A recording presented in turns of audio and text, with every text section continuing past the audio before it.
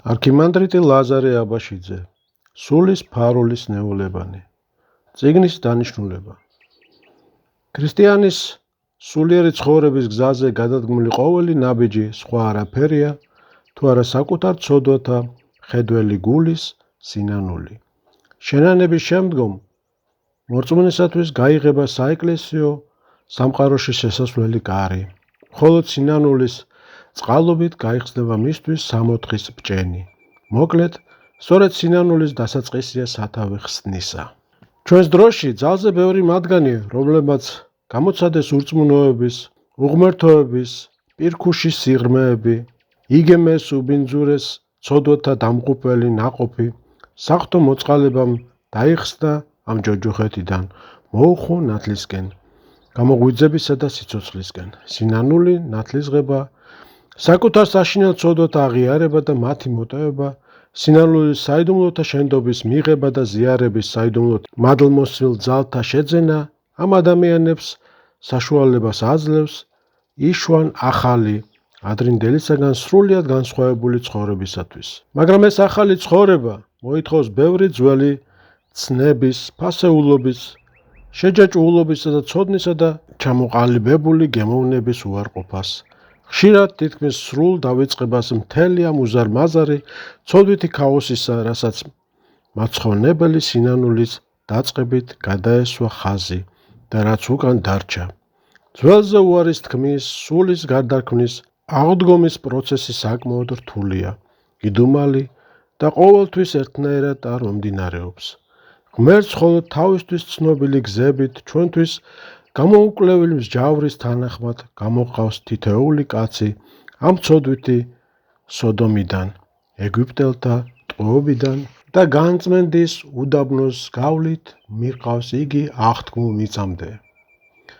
ამ თემას სულიერი ცხოვრების დასაწყის ღრმად და საფუძვლიანად განიხილავს მღვდელმთავარი თეოფანი დაყუდებული წიგნში ცხონებისაკენ სავალალი გზა.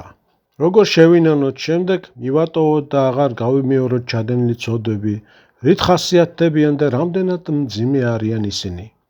ამ ყოველივე შესახებ არსებობს მრავალი სწავლება, მღვდლებიც ხშირად ქადაგებენ ამაზე, ტაძრებში ბევრი მორწმუნე როგორღაც თავად ხვდება ამას, მაინც და მაინც ძნელი არ არის სიტყვითა და საქმით ჩადენილი ცოდვების საკუთარი აშკარა ცოდვითი მიდრეკილებებისა და ვნებების დანახვა.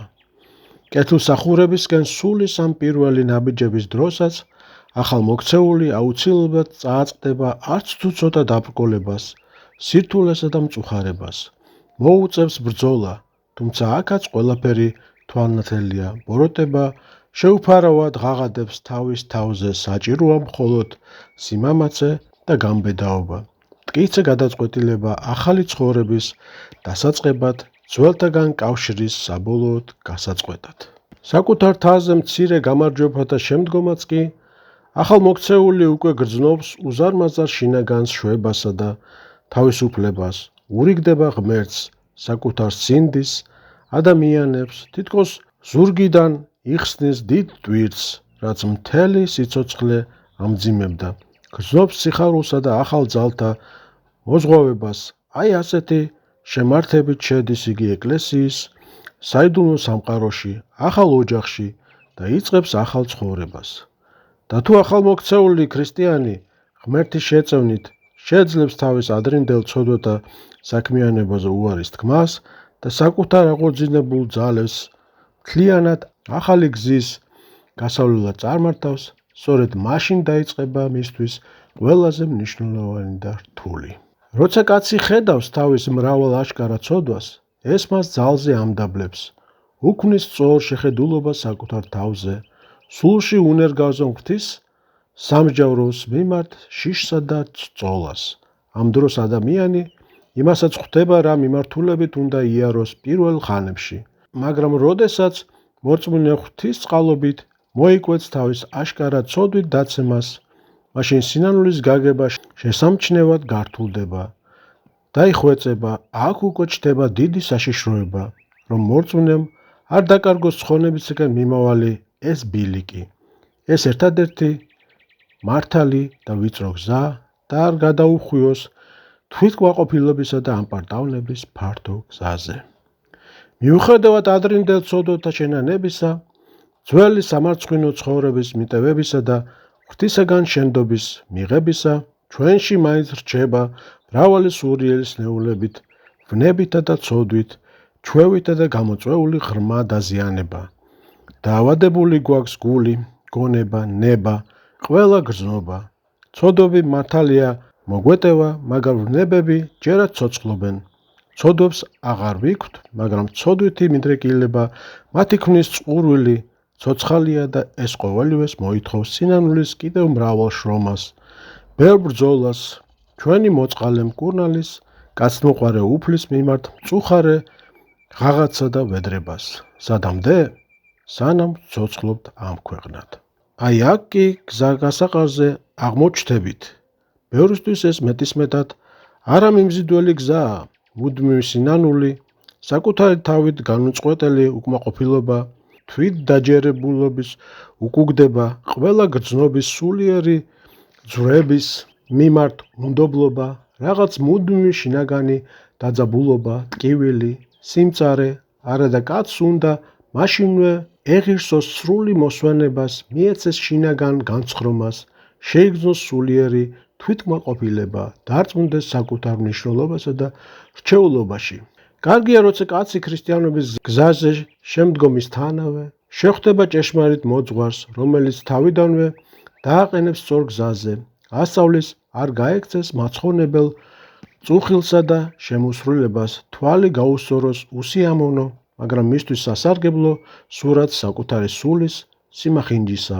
არ შენიღბოს იგი საკუთარ თავზე ცრუ წარმოდგენითა და თავის გამართლებით. იტვირთოს ეს გაჭირვება, როგორც ჯვარი თვისი, როგორც უტყუარი დასტური სწორად არჩეული გზისა.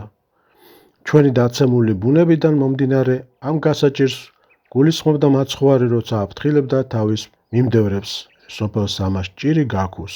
ივანეს სახარების მე-16 თავის 33 მუხლი. ვინც არ მოიძულეს საკუთარ სულსა და ცხოვრებას, ვერ იქნება მოწაფე ქრისტესი. და როგორც წინდი სამომავლო სიხარულისა, დაიცვას და გაუფრთხილდეს ამ თვით გაანკითხვას, როგორც ამ სახარებისეულ მარილს, ურომლისოდაც ნებისმიერი სულიერი საქმე მყისვე დალპება და მყრალ სუნს გამოსცემს. არადა რა ხშირად ხდება საპირისპირო რამ, ჩვენს დროში გავრცელებულ ზნეულებად იქცა ადამიანები მათში ფევს გადგმული ტკბობა მოყვარეობის ყველგან და ყველაფერში, კეთილმოწყობისა და სიამოვნების ძიების გამო თავად სულიერ ცხოვრებას უკვე აღიქვამენ როგორც ასეთი შინაგანი, ბრჭყალეში ნეტანების, ტკბობითი მოსვენების, ეიფორიის, მისაღწევ უსწრაფეს საშუალებას. შესამჩნევი ხდება ისეთი სურათიც. ახალმოქცეული აღიარებს თავის ადრინდელ მძიმე ცოდვებს, დაიწყებს ეკლესიაში სიარულს, აღსარების დროს კიდევ რამდენჯერმე გაიხსენებს რაღაცას წარსულიდან, ცოტათი ისწავლის ლოცვას, გარეგნულად შეუდგება წესიერი ცხოვრებას, მაგრამ ამის შემდგომ მისთვის გაუგებარი ხდება, რა შეინანოს და იწყებს ფიქრს. თითქოს ნორმალურად ცხოვრობ, ასეც არაფერს ვაშავებ, კი მომდის ხოლმე სხვადასხვა უჯერო, გულის სიტყვა, გულში თავს წამოყოფს ზოგიერთი ვნება, ეს ხომ ყველას ემართება. სამაგიეროდ ახლა კეთილ საქმეებს ვიქვ. ასე შეიძლება მას თავიდანვე ჩამოუყალიბდეს უგზნობელობა საკუთარ სნეულებათა მიმართ და თუ აქედანვე არ შეეჩვია საკუთარ სულის უძლურებებზე დაკვირვებას, მაშინ მისი სული ვერ შეითვისებს შინაგან სინანულს, ურომლისოდაც სწორი გეზი არ იქნება. მთელ მის შინაგან ცხოვრებას იგი გადაუხოს და დაადგება დამღუპველი ხიბლის მცდარ გზას. ასეთ კაცს არათუ არ ძალუც საკუთარ ფარულ უნებათა აღმოჩენა, არამედ ეჩვენება კიდეც თითქოს უკვე შეიძინა რაღაც უმაღლესი, ჭყალებში სულიერი, მადლმოსილი, წმინდა ნიჭები. სულიერი საქმიანობის ყველა ეს თითქოს ნათელი, მადლმოსილი ღვთისათნო გამოვლინება მას უქმნის თავის რჩეულობის შთაბეჭდილებას, გონია რომ შეუდგა მაღალ სულიერ ცხოვრებას.